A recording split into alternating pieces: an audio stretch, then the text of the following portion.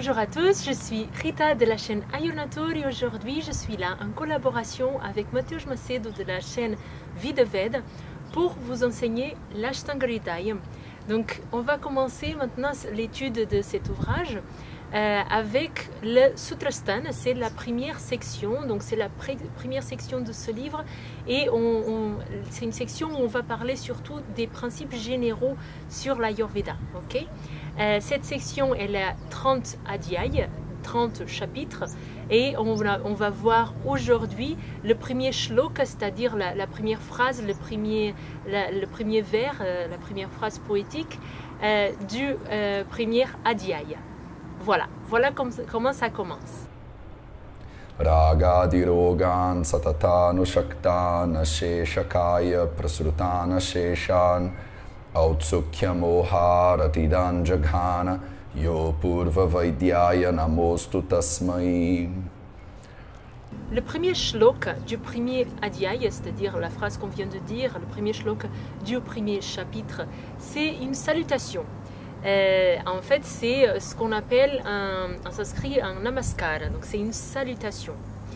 Et en fait, à chaque fois qu'on va faire ce type d'étude, on va toujours commencer, la vidéo va toujours commencer avec Mateusz Macedo qui est en train de réciter ce premier shloka. Pourquoi? Parce qu'on suit la tradition que Mateusz Macedo a appris de l'Ayurveda Academy de Bangalore. Bangalore, c'est une grande ville dans le sud de l'Inde.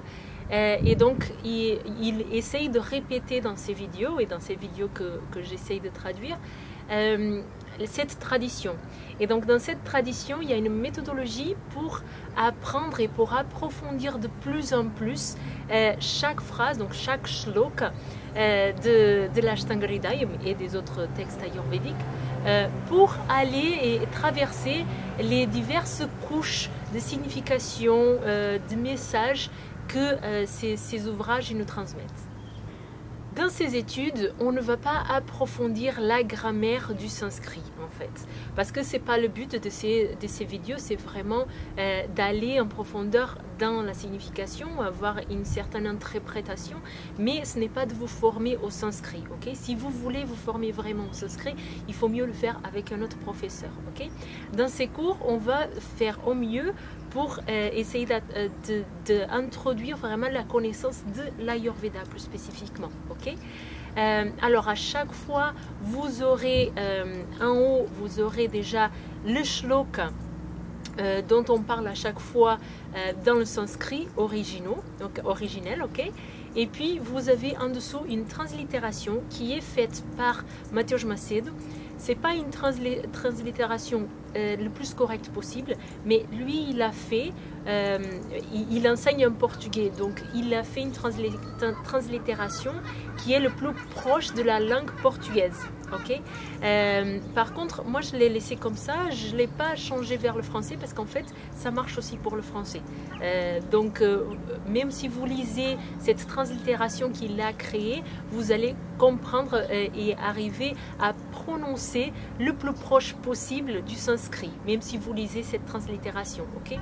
Alors, ce n'est pas parfait parce que dans le sanskrit, il y a beaucoup plus de sons, d'intonations que ça existe en portugais ou en français. Okay? Donc, ça ne sera jamais parfait, mais c'est le plus proche que vous pouvez trouver. Okay? En sachant que vous pouvez toujours approfondir un peu plus le sanskrit ailleurs. Okay?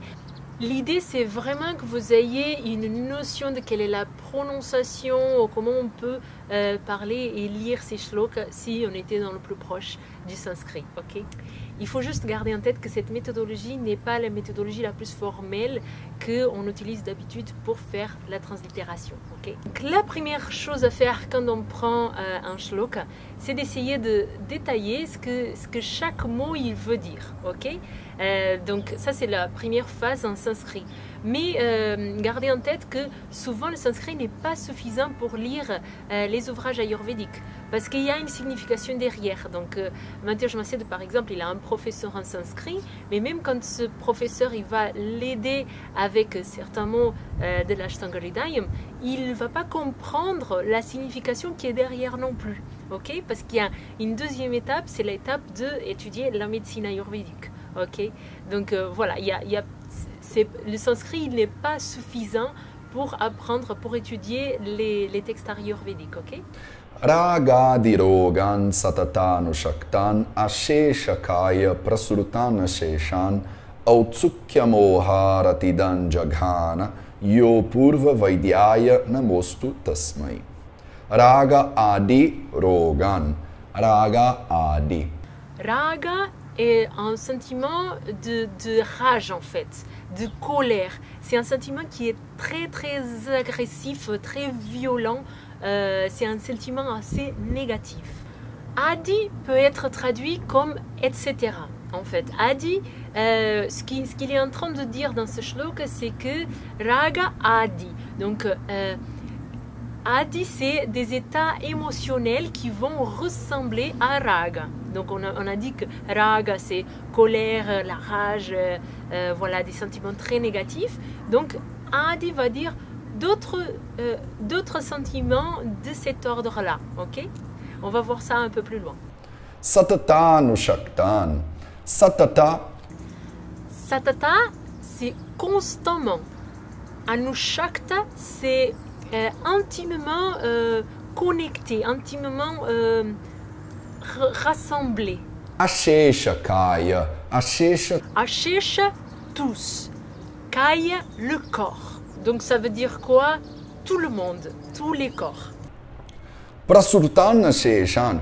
Prasurtan, c'est se manifester. Autsukya moha ratidan.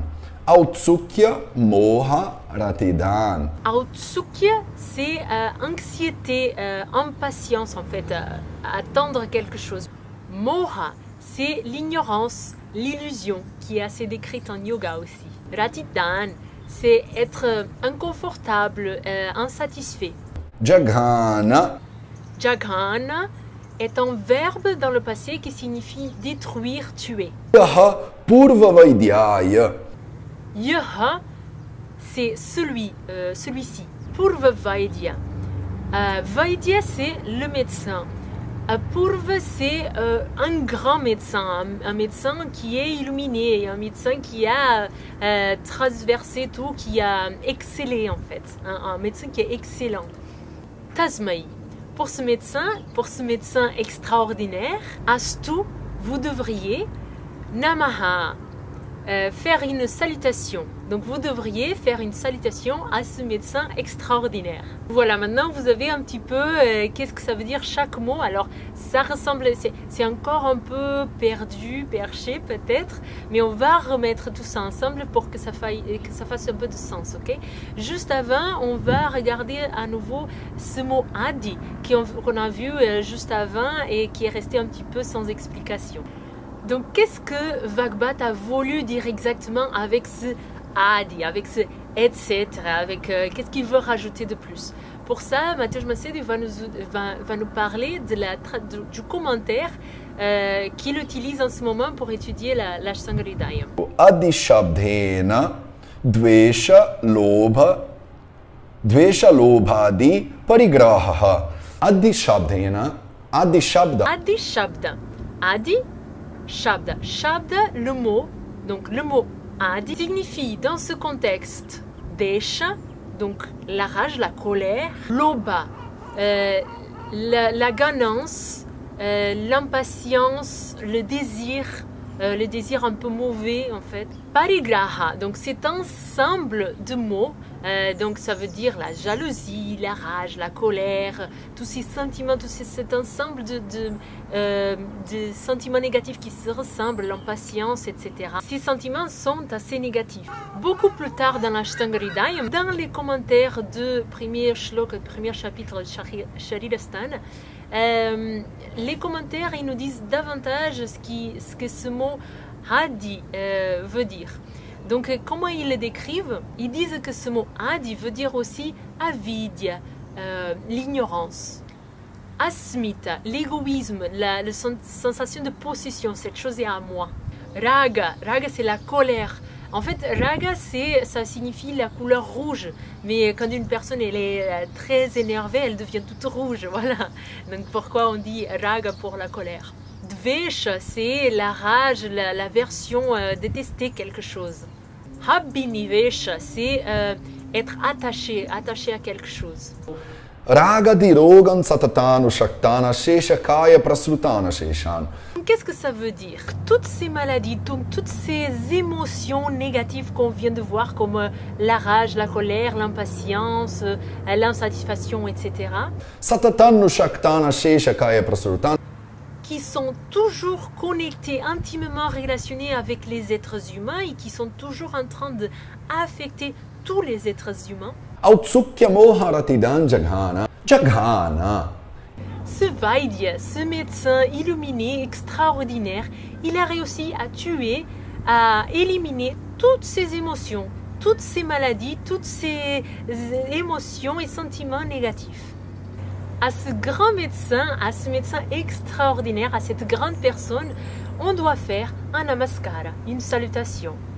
Alors l'Ashtanga Hridayam, il commence avec une grande salutation à tous les Vaidyas, à tous les êtres humains, à tous les médecins ayurvédiques qui ont réussi à mettre de côté, à surpasser toutes ces émotions négatives que finalement causent beaucoup de souffrance à tous les êtres humains. Donc maintenant, pour toutes les vidéos de ce type-là, où on va étudier l'Ashtanga Hridayam, on va toujours commencer par cette salutation, Ragadi Rogan. Et vous allez toujours commencer avec la vidéo avec Matej Macedo qui est en train de réciter ce premier shloka, parce que c'est comme ça qu'il a appris dans la tradition, dans l'université où il a appris. Ok? Voilà pour ce qu'on pouvait dire du premier shloka, pour cette première session d'apprentissage sur l'Ashtanga Hridayam. Je vais vous laisser l'original de cette vidéo qui est déjà sous-titrée en français, donc avec Matej Macedo qui parle directement, si c'est plus facile pour vous, donc vous pouvez regarder dans le descriptif de la vidéo. Je vous laisse aussi toutes les informations pour pouvoir le contacter, contacter la famille Vidaved, voir ce qu'ils font avec leur chaîne YouTube, mais aussi avec leur Instagram, avec, voilà, il y a beaucoup de contenu, de choses qui se passent dans la famille Vidaved, donc je vous invite à voir, surtout si vous parlez portugais, parce que tout est en portugais. Je vous invite à vous abonner à ma chaîne, à la leur aussi si vous parlez portugais, et aussi à donner un petit coup de boost si vous voulez donner un peu d'aide à la famille Vidaved pour qu'ils continuent à faire ça. Vous avez aussi le lien en descriptif de la vidéo. Je vous dis à la prochaine vidéo où on va déjà faire le deuxième shloka de l'Ashtanga Hridayam du premier chapitre, de la première section, Sutrasthana. Merci beaucoup.